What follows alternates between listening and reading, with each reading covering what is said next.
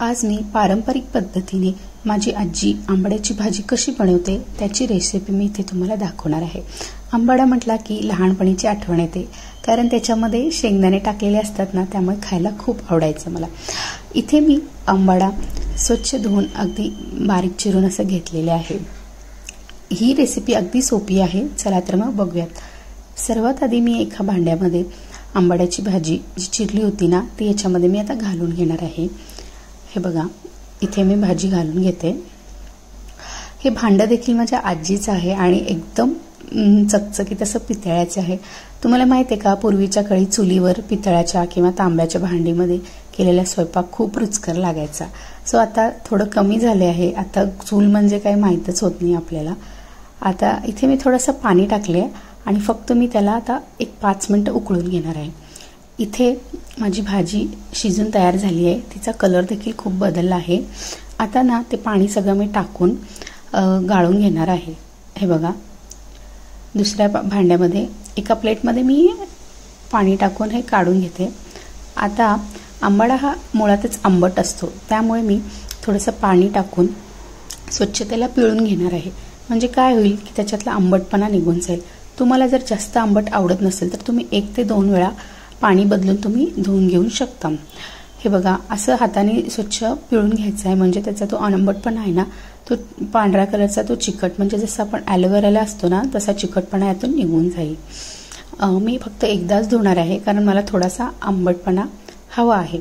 जर काही लोकांना जास्त आंबट खाल्लं की डोकं दुखतं किंवा घसा खवखवतो, तर तुम्ही 1, 2 ते 3 वेळा हे स्वच्छ धुवून घेऊ शकता।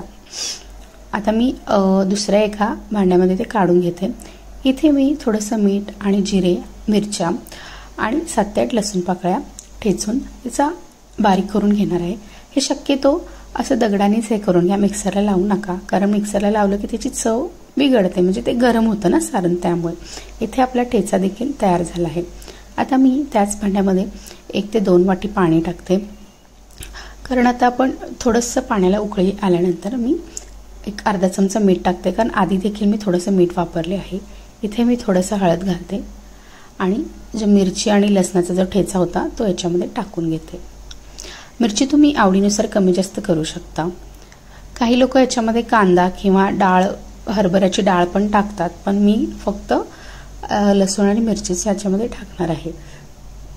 आता याच्यामध्ये भरपूर शेंगदाणे घालायचे आहेत। ह्या भाजीची खासियतच ही आहे की याच्यामध्ये शिजलेला शेंगदाणा खूप छान लागतो। लहान असताना मला भाजीचं नाव माहीत नसायचं, पण मी म्हणायची की शेंगदाण्याची भाजी अशी। आता इथे मी थोडंसं ज्वारीचा कण्या घातलेला आहे। मी त्याला पाण्यामध्ये 1-2 मिनिटं भिजवून घेतलं होतं, जेणेकरून तो लवकर शिजेल आणि गाठी होणार नाहीत। तुमच्याकडे ज्वारीचा कणा नसेल तर तुम्ही तांदळाचा कणा पण घालू शकता, म्हणजे तांदूळ थोडंसं भिजवून मिक्सरला थोडंसं वाटून घ्यायचं आणि तो कणा घालायचा। इथे मी आता आंबाड्याची भाजी याच्यामध्ये टाकून घेते।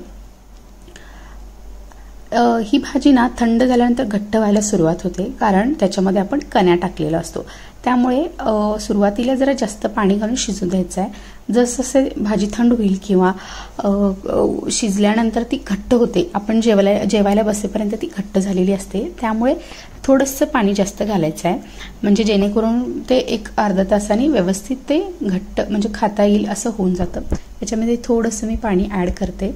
आता मी याला एक 5 ते 6 मिनिटं शिजवून घेणार आहे, जेणेकरून कण्या आणि ते शेंगदाणे शिजले जातील।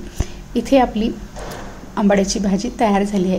आता वरून ना खायच्या वेळी कच्चं तेल घालायचं, कारण मी भाजीत तेल किंवा काहीही घातले नाही, पण ज्यावेळी आपण खातो ना तेव्हा वरून थोडंसं कच्चा तेल घाला आणि असं एन्जॉय करा। तुम्हाला ही रेसिपी आवडली असेल तर नक्की मला लाईक करा। थँक्यू।